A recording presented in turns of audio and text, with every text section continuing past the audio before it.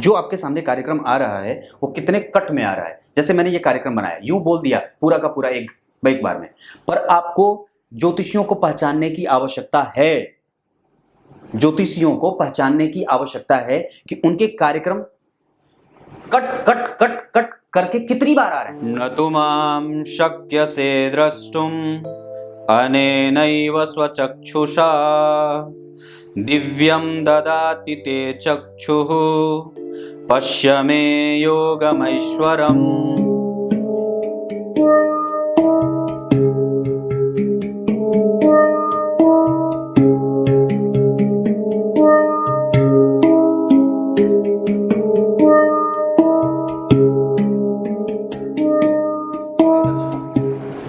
नमस्कार, एक बार फिर से उपस्थित हूं आप सबके सामने बुधवार के बाद गुरुवार के कार्यक्रम में। शुरू करते हैं आज का कार्यक्रम। कहीं नहीं जाना है, बिल्कुल बन के रहिएगा। यहां मैंने लिखा है दृष्टिफल। आपको एक छोटे से सूत्र से तो नहीं, पर ज्योतिष के अद्भुत एक सिद्धांत से मिलाने वाला हूं, जहां आप कई बार आकर के कंफ्यूज हो जाते हैं। हमें ग्रहों के दृष्टियों के बारे में कई बार पता नहीं चल पाता कि दरअसल वो कितनी बड़ी तीर मार रहे होते हैं। जो भी ग्रह है, ग्रह को आपको ये समझना होगा कि उसका 25% भी फल देना बड़ा महत्वपूर्ण होता है। जैसे इस बात को बहुत गंभीरता से समझिए, मेरी तरफ आकर के बैठ जाइए, चुपचाप एकदम शांति से बैठिए। जैसे आप यूं समझिए कि आपकी कुंडली में कोई भी ग्रह, जैसे सूर्य से लेकर के शनि राहु केतु पर्यंत, शनि राहु केतु तक, किसी भी ग्रह को, ये मैं जो आपको ये कार्यक्रम जो मैंने बनाया है, ये वस्तुतः आपको पहले भी मैंने बनाया है, पर आपको अलग दृष्टिकोण से और अलग तरीके से इसको बता रहा हूं। जैसे कोई भी ग्रह, आपको मैंने पहले बताया है कि जब सम राशि का होता है या समता के भाव से संबंध बना लेता है, समभाव में बैठ जाता है, मतलब वो एक ऐसे भाव में बैठा है जिस भाव के अधिपति से उसकी अति शत्रुता की स्थिति बनती है। जैसे सूर्य अगर शनि की राशि में बैठ जाए, क्लियर है, या शनि अगर सूर्य की राशि में बैठ जाए, या राहु अगर सूर्य की राशि में बैठ जाए, या राहु अगर मंगल की राशि में बैठ जाए। क्लियर है, ये तो बैठ गए। अब आगे क्या करना है? अब आगे आपको ये करना होगा कि ये देखने की बारी है कि जो ग्रह जिस राशि में बैठा है उस राशि के अधिपति से उसके संबंध कैसे बन रहे हैं, मतलब मित्रता वाले या फिर शत्रुता वाले। अगर वो न तो मित्र है और अगर वो नहीं तो शत्रु है, दोनों में से कुछ भी नहीं बन रहा, वो सम राशि का बैठ रहा है। तो आपको मैंने पहले भी कार्यक्रम में ये बात बताई हुई है कि जो ग्रह अगर सम राशि का बैठ जाए, सम राशि का मतलब न तो मित्र न तो शत्रु, तो अगर वो सम राशि का बैठ जाएगा तो वो आधा परिणाम करेगा। क्लियर है, मतलब 50% का परिणाम करे, आधा। और उसके बाद क्या बात निकलती है कि 50% का मतलब क्या होगा? 50% का मतलब क्या वो आधा नहीं, आधा का मतलब भी आपके लिए बहुत पूरा होता है, बहुत ज्यादा। मृत्यु प्राप्त ग्रह भी, मृत्यु को प्राप्त करने वाला ग्रह भी आपको बहुत बड़े स्तर पे प्रभावित करता है अपनी दशाओं में। ठीक उसी तरीके से अगर कोई ग्रह मृत्यु को प्राप्त है, अगर कोई ग्रह मृत्यु को प्राप्त है और अपने भाव को देख रहा है, तो निसंदेह ये बात आपको मान लेनी चाहिए, मान नहीं ये जान लेनी चाहिए कि वो उस भाव को, जहां का वो अधिपति है, अगर उस पर दृष्टि उसकी जा रही है तो उसमें वो प्रस्फुरण का काम करेगा, उसमें वो बल देने का काम करेगा, उसमें वो जान डालेगा ही डालेगा। पर शर्त यह है कि सिर्फ अपनी दशाओं में। मैंने क्या बात कही? अगर जैसे सूर्य शत्रु की राशि में बैठ गए और शनि से इनका कोई संबंध नहीं है, तो ये अति शत्रु के हो गए, क्योंकि तात्कालिक मित्रता में ये सूर्य अति शत्रुता के भाव में जा रहे हैं। ठीक वही बात यहाँ पे राहु की भी हो रही है। राहु सूर्य की राशि में बैठे हैं, शत्रुता का भाव है। पर मैंने आपको इस चार्ट के माध्यम से और आपको अपनी कुंडली में देखने की क्या आवश्यकता है कि कोई भी ग्रह जो जहां बैठा है, अगर वो अपनी राशि को देख रहा है, तो इस राशि पे जितने भी नकारात्मक प्रभाव बनेंगे, राहु के बैठने के कारण, केतु के बैठ जाने के कारण, या फिर यहाँ पे मंगल के बैठ जाने के कारण, या राहु की कितने भी पाप कर्त्री, भीषण पाप कर्त्री में फंस जाएंगे ग्रह या ये भाव, अगर उस भाव का अधिपति उस पे देख लिया तो यकीनन ये बात आपको समझ लेने की आवश्यकता है कि ठीक है, जैसे हजारों गायों की भीड़ में बच्चा अपनी माता को पहचान लेता है और हजारों गायों की भीड़ में माता अपने बच्चे की सुगंध और दुर्गंध से उसको जान जाती है।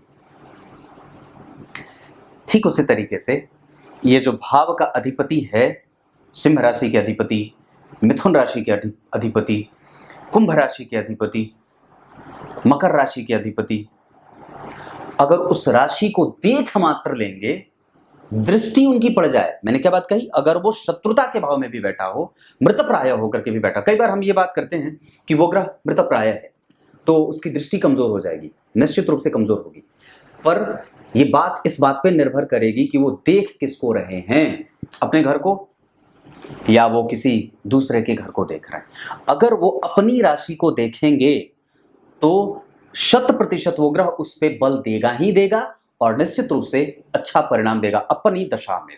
शर्त इतनी है, अपनी दशा में।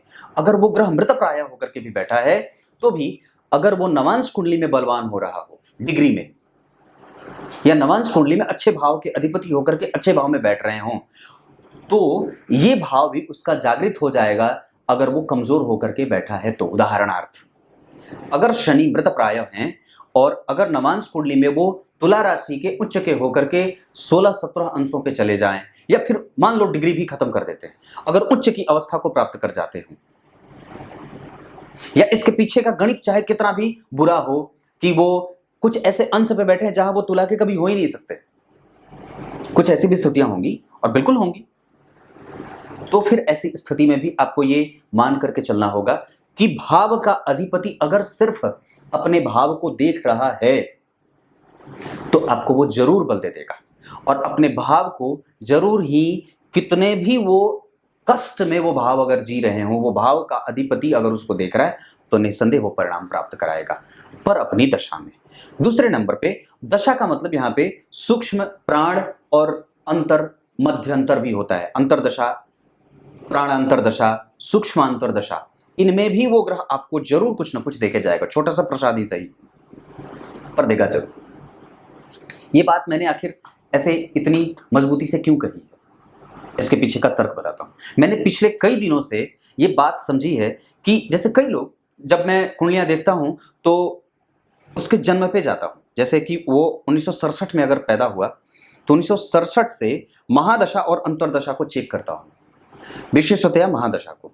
महादशा में जब चीजें आती हैं तो कई बार मैंने ये बात देखी कि जो ग्रह मृतप्राय था उस दशा काल में भी जब वो ग्रह एक्टिव हुआ है तो जातक को कुछ अच्छे और बेहतर परिणाम मिले हैं, जबकि वो मृतप्राय था। मैंने एक कुंडली देखी थी ऑस्ट्रेलिया की, वो ऑस्ट्रेलिया में व्यक्ति रहता था और वस्तुतः वो नेपाल का था, तो नेपाल के व्यक्ति की कुंडली में समस्त ग्रह लगभग अस्त थे सूर्य के कारण, लगभग कई बार 3-4-5 ग्रह अस्त थे, पर फिर भी उसकी कुंडली बड़ी अच्छी बनी थी। अस्त ग्रह होने के बावजूद भी वो ग्रह विदेश चला गया और बड़ा अच्छा धन भी कमाया और बेहतरीन धन का मालिक भी बना, जहां शुक्र भी अस्त थे, बुध भी अस्त थे, गुरु भी अस्त थे, सब ग्रह अस्त थे। पर मैंने ये चीज अपनी डायरी में नोट करी और ऐसे कई कुंडलियों पे फिर मैंने वहां से आजमाना शुरू किया।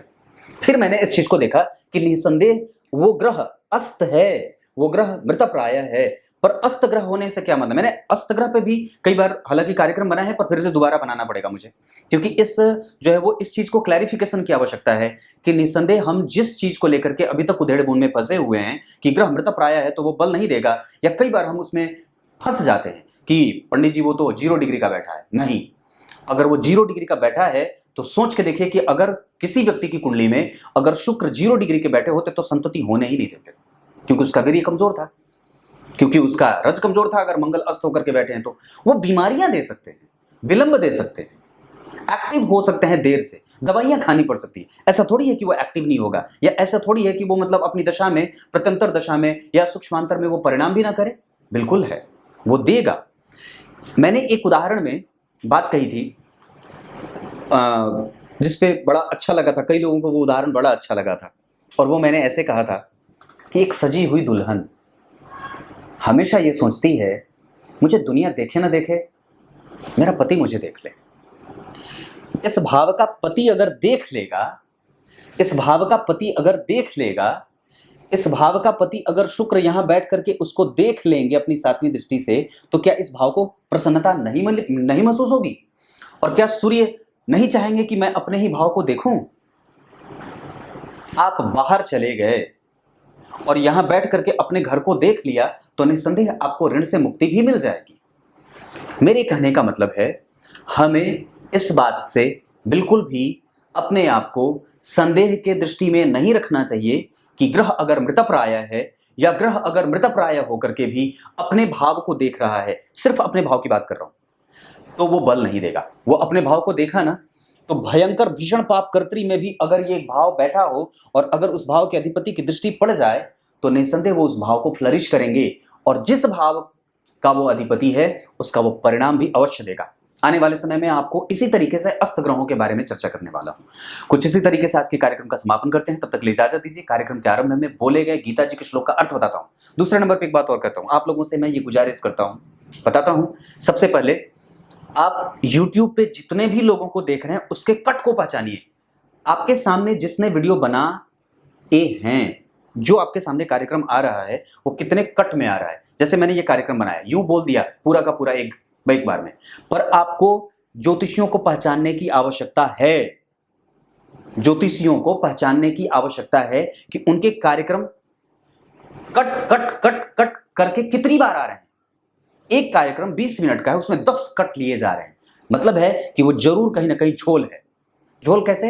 वो व्यक्ति पढ़ करके बना रहा है, पुस्तकों के अध्ययन के बाद पढ़ करके बना रहा है। तीसरे नंबर पे हो सकता है कि वो सामने से कुछ पढ़ रहा हो और चौथे नंबर पे हो सकता है कि वो ढकोसले बाजी से युक्त होकर के बना रहा हो। इसको पहचानने की आवश्यकता है, क्योंकि निस्संदेह ज्ञान कभी भी कटता नहीं है। मैं ये नहीं मानता कि मैं जो है वो बहुत ज्ञानी हूं, ना ना ना, मुझे तो कुछ भी नहीं आता। बस मैं इतनी बात अवश्य जानता हूं कि मेरे अंदर का आत्मविश्वास ये बोल रहा है। बहुत समझने की बारी है। तब तक के लिए इजाजत। अभी कार्यक्रम का श्लोक बाकी है, आइए बताते हैं। गीता जी के 11वें अध्याय के 8वें श्लोक में भगवान ने बात कही है। क्या कही है? अब जब बात विराट स्वरूप की हो रही हो तो फिर भगवान ने सोची बात कि इस अर्जुन को तो मैंने चर्म चक्षु दिए हैं, चमड़े की आंख दी है, और चमड़े की झिल्ली से तो मुझे देखा नहीं जा सकता है, वो तो सिर्फ मूर्तियों में विराजमान स्वरूप को देख सकता है। इस वजह से अपना विराट स्वरूप कराने से पहले भगवान ने अर्जुन को दिव्य नेत्र दिए थे, दिव्य चक्षु दिए थे। अब एक बात बताऊं, एक बड़ी अद्भुत बात बताता हूं, जरा पकड़ के बैठना, सीट की पेटी बांध करके। बड़ी अद्भुत बात है। ये नेत्र जो आपको दिख रहे हैं ना, ये सिर्फ भौतिकीय वस्तुओं को देखने के लिए दिए गए हैं। वस्तुतः तो नेत्र यहां है पीछे, जहां यहां पे यहां होते हैं, जिसको मंत्रों के द्वारा, साधना के द्वारा, जप के द्वारा, बुद्धि के विकसित होने के द्वारा, पढ़ने के द्वारा, ग्रंथ के अध्ययन के द्वारा, पुराणों के अध्ययन के द्वारा, वेदाध्ययन के द्वारा और आदि आदि आदि आदि अनुभवों के द्वारा जागृत करने पड़ते हैं। वस्तुतः भौतिकीय जगत को देखने के लिए ये नेत्र दिए गए हैं खाली। बाकी की चीजों को देखने के लिए अंतर मन के और अंतर चक्षु को देखने और जागृत करने की आवश्यकता होती है। मतलब यहां पे भगवान को पता थी ये बात पहले से कि ये चर्म चक्षु से मुझे नहीं देख सकता, इसको तो मुझे पहले इसके पास दिव्य चक्षु देने पड़ेंगे। तो तात्पर्य क्या निकलता है? हमारे सनातन प्रकृति में, सनातन धर्म में समझने के लिए मंत्रों की शरणागति की आवश्यकता होती है। और जिस प्रकार मंत्र जो होते हैं वो भेदन शक्ति लेकर के पैदा होते हैं, उनके पास पृथ्वी जल अग्नि तेज वायु और आकाश का भेदन शक्ति होती है, जहां वो मंत्र भेदने का काम करते हैं आपके लक्ष्य को। इस वजह से ही हमारे यहाँ इतने मंत्र हैं जो दूसरे धर्म के पास है ही नहीं, और या तो वो बिलबिलाते हैं। उनके पास तो इतनी ज्ञान की असीम शक्ति ही नहीं है, उनके पास सिर्फ चाकू छुरी और पता नहीं क्या क्या है। कुछ इसी तरीके से आज के कार्यक्रम का समापन करते हैं। तब तक के लिए इजाजत दीजिए। कल एक बार फिर से उपस्थित होंगे आप सबके सामने। तब तक के लिए उन लोगों से सावधान जो विभिन्न प्रकार के कट लेकर के कट करके वीडियो बनाते हैं। नहीं, बिल्कुल नहीं, बचना है। और वो मैं एक बात बताऊं, नहीं बताऊंगा, नहीं बता सकता, बाद में बता दूंगा। तब तक के लिए बहुत बहुत नमस्कार।